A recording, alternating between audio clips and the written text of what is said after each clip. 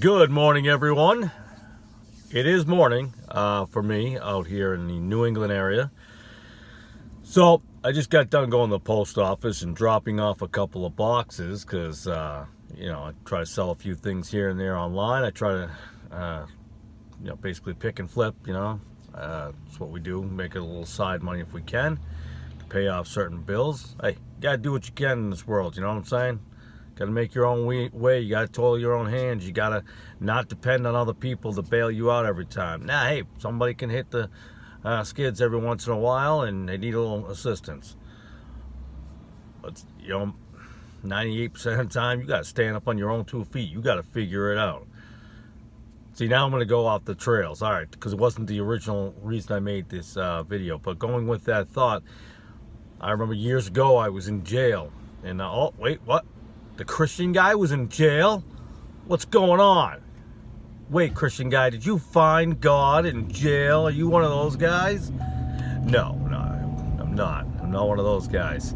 Although, let me just point out that some people have legitimately found God in jail. They did come to Christ. But yes, a lot of them those are a lot of false converts. Sorry. Being one who has spoken with many of them, But anyways, I remember calling my father one time and telling him I need bail. I need him to get me out of here. And he said no. He said no to me. He said no. He basically, now I can't remember word for word, but I remember no. I remember that word. But he basically said that I had gotten myself into that mess. You get yourself out of it. He's not there to go bail me out of things. Now, he's a Christian. He's born again. So, and I said, how could you do such a thing? You're my father. It's your responsibility. It's your job. And so I hate him for that. But now it's, decades later, and it didn't take me decades, but he was right. He was absolutely right. 100% right. Helping people in need is one thing. Helping people for troubles they put themselves into is a different thing. And boy, I put myself into some jams in life, but I had to work myself out of those jams on my own. So, I just want to get that out of the way. But what I want to talk about is the tough people in the world who are wearing masks. Remember these people? Now, I'm just saying, I saw a kid with an anarchist shirt, anti-government, blah, blah, blah, wearing a mask. Just walking out in the parking lot. Okay, I don't wear a mask, and I'm not going to wear a mask. There are times when I may wear a mask, but it's not because of government reasons. Now, if I go into a government building, it is a government law, a government rule, I may think about that mask situation. If I'm going to go into an elderly home, which I can't right now, if I'm going into a hospital, I don't have a problem with you wearing a mask. I don't.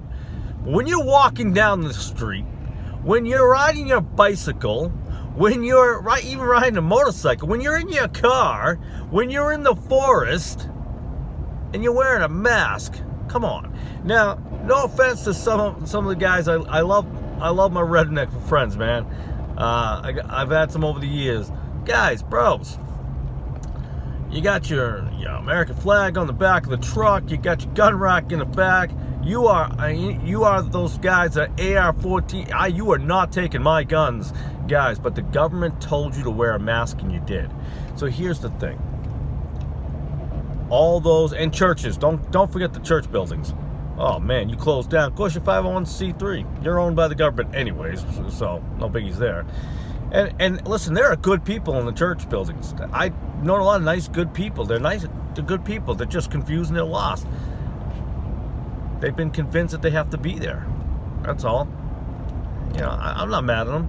And they'll turn around and say the same thing, like, well, you should get into the church building and fellowship. I'm in fellowship every day out in the world. Everywhere I go, I talk about God. Everywhere, I make it a point to get out there. Everywhere. All right, my ADD's kicking in. I'm all over the place. I think my camera's a little sunshiny there, hitting the camera on my phone. My phone.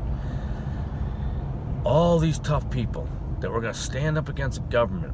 These are the same folks, I hate to break it to you, you're taking the mark of the beast. You will be taking the mark of the beast. If you are willing to bow down to government and say, well, to be healthy, really?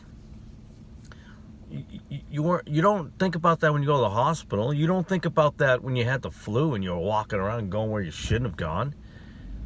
But the government said coronavirus, you were all in. You're taking the mark of the beast. I'm not going to wear, I'm not even wearing my seatbelt. See, I don't even follow that law. I actually got pulled over once for it. I'm still not going to wear it because I think it's a dumb law. I think it's a great law for if you have children to make sure they wear it. But we live a life of risk. We live a life of risk every day. We take a risk every day. Let people take risks. Don't take stupid risks. People are not going to take as dumb risk as you think. They're not going to just start going walking around breathing in elderly people's faces. There might be some jerks out there that will. Also, same jerks who walked up behind people and punched them in the back of the head. Listen, all you folks out there who were saying they're going to stand up government, they're not going to take your land, they're not going to take your guns, well, take off your masks. Remember, we used to make fun of the Antifa for wearing a mask to hide their identity. They want you anonymous in this world.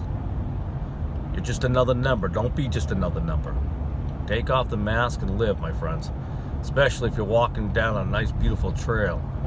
Come on now. A woman just asked me when I came out of the post office, she said, you don't have to wear a mask in there? I said, I think you do, but I don't follow that law. That's all I said. No, I said I don't follow that rule. That's what it was, I said. Smiled and told her, have a beautiful day. And I walked on. Well, thank you for watching this video. I appreciate it. God bless. I love you. And have a fantastic day.